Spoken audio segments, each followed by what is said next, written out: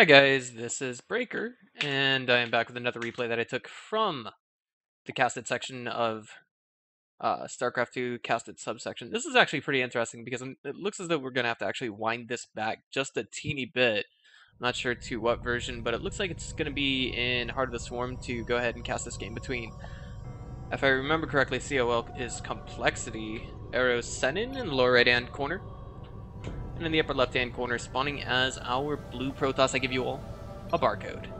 But of course, it isn't just any barcode. Of course, it's a mix of I's and L's and everything else in between. Because if you look at the way it's been written out, it's not evenly spaced. In fact, it even appears a little bit weird here.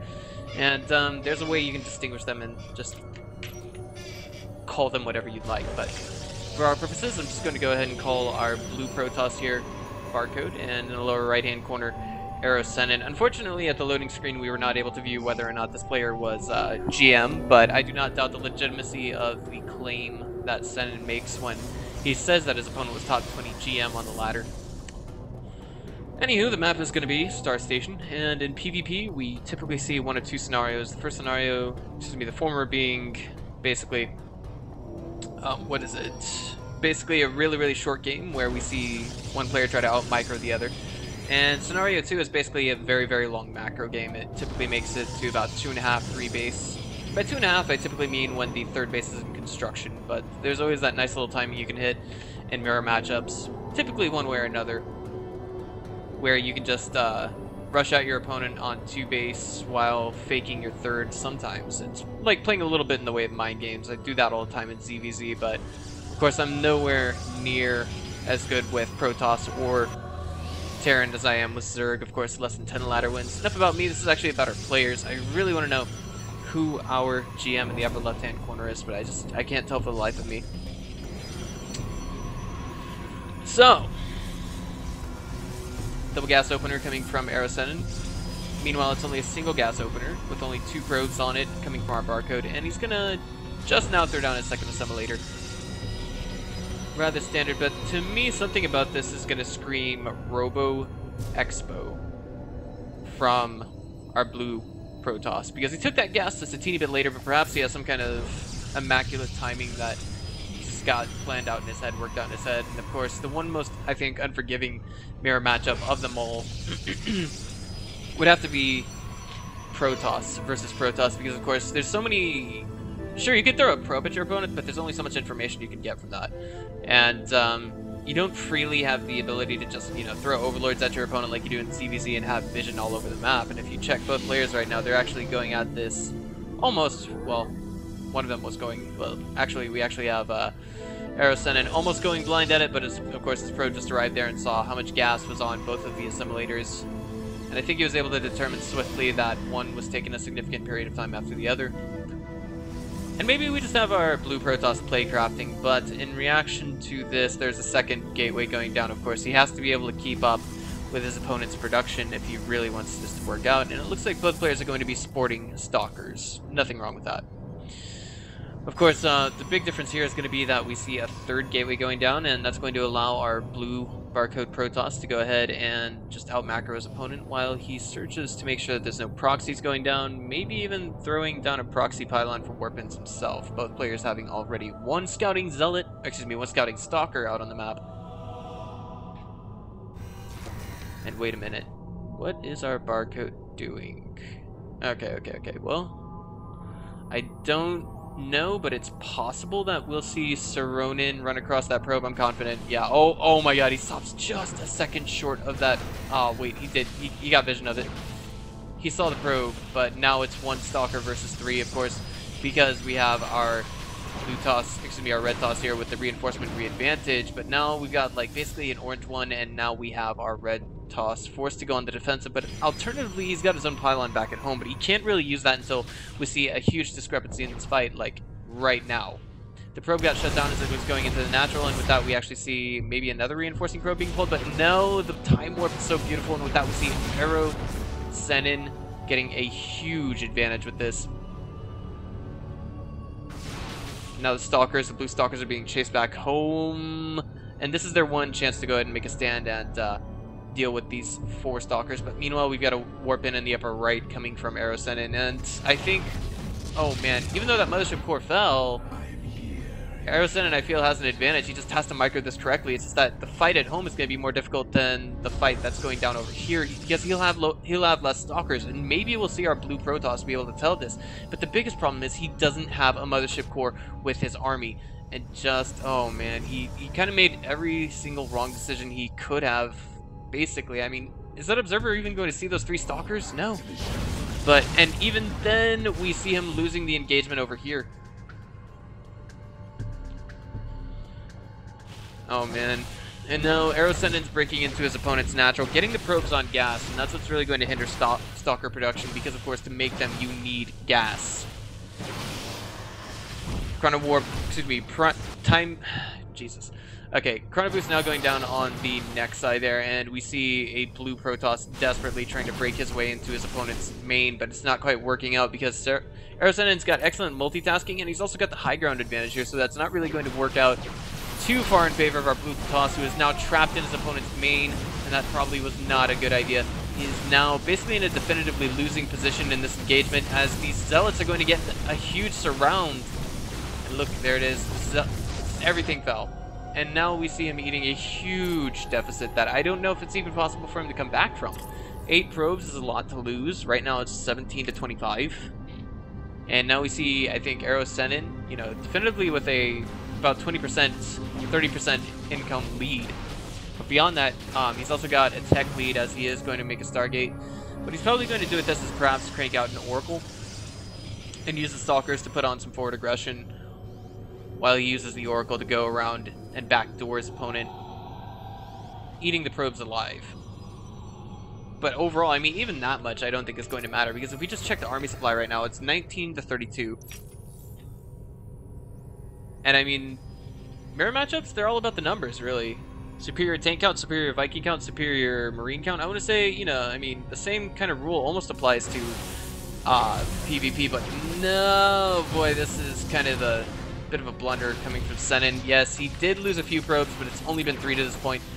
He managed to surround one of the Stalkers there, and that kind of forces him to pull his entire main army back home for the time being. Yeah, and that's actually buying a good deal of time for our blue Protoss. He's not going to get as many probe kills as his opponent did, but beyond that, he also has some vision of what his opponent is doing. He saw the Stargate, and Robo Bay units basically suck against anything that comes out of a Stargate. They really do. I mean, you know, even a Phoenix, if it's a Phoenix versus a Colossi, GG, that Phoenix wins. No matter how minute it may seem or feel in comparison to the Colossus, such a massive, towering, sky-reaching unit. But what is Sennin doing here? I'm completely oblivious. Oh, you know what? I'll explain that in just a minute, but these Stalkers are going to get caught out of position, and this force field slows one down and traps it, but the other one gets away with red health. And that's just contributing even more to the problem that we see for our red Toss, who's basically like, okay, he knows I've got a Stargate, I'm just going to Expo, because I'm ahead, and I should get further ahead. He won the first engagements definitively. He may feel a little uncomfortable. He may be completely unaware of how many probes he killed at his opponent's main. But for now, he just says, alright, I'm going to Expo. But if it's one thing that could definitely bring our barcode back in the game, is the fact that he threw his down just 1 second before his opponent, or a split second before his opponent. Yeah, you can see a difference there.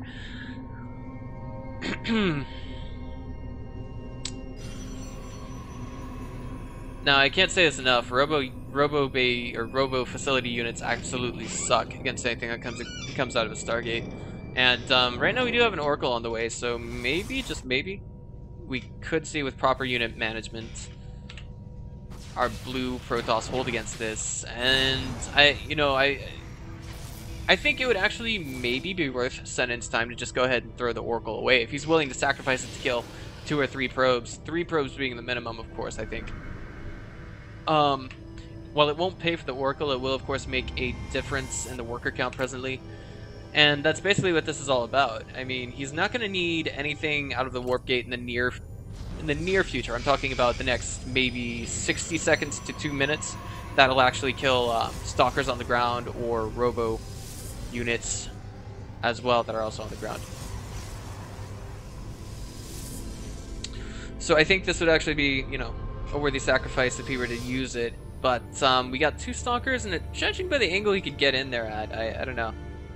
We do, of course, have our barcode waiting with his Stalkers over here, but there's only 2. That's all the anti-air he has. And if he just... okay, well, the Oracle comes back. No sacrifice necessary. And beyond that, we actually have our Blue Toss aware that his opponent went for that Twilight Council. Typically, the rule of thumb for any matchup with Protoss, I'm not sure if this applies for PvP as well, but certainly in PvZ and PvT, Twilight Council usually leads to a 3rd. But beyond that, it's also going to allow for more mobility, stronger zealots, things of that nature, and... well, in this case, it'll mean more aggressive attacks, as he is getting his +1, and we did have a Stargate that cranked out a Phoenix in the background for our Blue Toss, so he's not going to take too much more economic damage. Both players, wow, almost even, but somehow from those 8 or so workers that he lost earlier to Serenin, he actually is going to just really not have that much of a huge difference. But this kind of confused me. He just threw down double gas and canceled it. I'm trying to read into why, perhaps. And that is, because he's committing to Void Rays.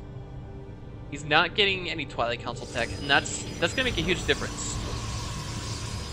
Just as I say that, he throws down the double assimilators again, and I'm still completely oblivious as to why it matters just seconds later when he was already fully saturated, as to why he waited. Nonetheless, we have EroSennin moving out, and it's got Archons, so that means the force fields coming from the Sentry are going to be thoroughly negated. They're going to be a lot more tanky than I think the Immortals here, but again, it's so contextual. They do, of course, have 50 more HP, but they don't have the same hardened shields that Immortals have. So I'm thinking, you know, it's all going to come down to micro, but then again, tanky units, non-ranged. I think we have a superior Zealot count coming from Sennin, but at the same time, we also have a... ooh, boy. Nexus Cannon going down, and that's just going to allow for our Red Toss to either contain his opponent, then come back with a stronger army later, or he could just be buying for time, waiting 60 seconds for that cannon to go away, forcing another cannon, then maybe taking it in with that final engagement. But it's just so hard to say. Scouting Immortal going in, actually hallucinated Immortal, kind of pulling a few Zealots out. Probe trying to make a full wall off, and Sennin is free to expo, which he does. Cannon's now going down because, of course, there's that rule when behind Dark Shrine, but at the same time, the Scouting Phoenix, the hallucinated Phoenix, excuse me, saw that our opponent also has a Stargate here, or so I would imagine. If not, he saw the Phoenixes themselves. That's all he really needed to know. But beyond that, we also have a Robo support bay going down, and I want to say that as time goes on, this is going to get in a much, much more strong position for Sennin. And when he's forced to pull those Phoenixes back after just getting the information that his opponent has a 3rd, he's still not too sure of where his opponent's main army is. And I'm thinking he's going to just do his best to keep those... well, now he does. He had an observer here. And I think now we have our barcode player just going for the retaliation. But his opponent's going to know about this because he's going to knock down every pylon between him and his enemy. He hits that probe, then he just immediately starts heading towards his opponent's base. And if we just check the army supply right now, it is in favor of Sennin. The upgrades are also going to be in favor of him. He's got +1 attack while his opponent has absolutely... well, he's got +1 attack too, jeez. But +2 is also on the way for our barcode, and it's going to be another 100 or so seconds before it's ready to go. And he's putting the pressure on the 3rd right now. This is actually going to force our Red Toss to engage. He's got a lot of tanky Archons on the ground. The Stalkers will be able to outrange them, but they don't have lean... I don't know, it would be a good choice for him to snipe the 3rd and then immediately time warp out. Question is, oh no, is that Mothership Core getting targeted down? It is, but it doesn't matter. It can't warp out because it already used all of its energy on the photon overcharges. 3 Void Rays here with Prismatic Alignment activated on them, and we look like we see the numbers going in favor of EroSennin. Of course, the Void Rays are going to work wonders against the Immortals as long as they are the last living units in this Protoss army. Meanwhile, some Zealots coming from the northern flank here trying to deal with this, and Sentries warping in, interestingly enough. I'm a little curious as to why he chose that. They're going to die even faster. The Archons, which are now being targeted down, and there's the GG as the last 7 Stalkers have to make a stand against 8 Stalkers and 2 Void Rays. About 50 seconds, 40 seconds short of Protoss weapons, Protoss ground weapons level 2 finishing up. Okay, so if you guys liked what you saw here today, just go ahead and click on that subscribe button. My name is Breaker, and I'm the guy who does bilingual casting for the China, Taiwan scene, as well as English casting for some Western events. But yeah, just apply it where it's due context, and you get the idea, basically. Endgame supply 57 to 103. We can definitely see the deficit, and I'll just see you guys next time.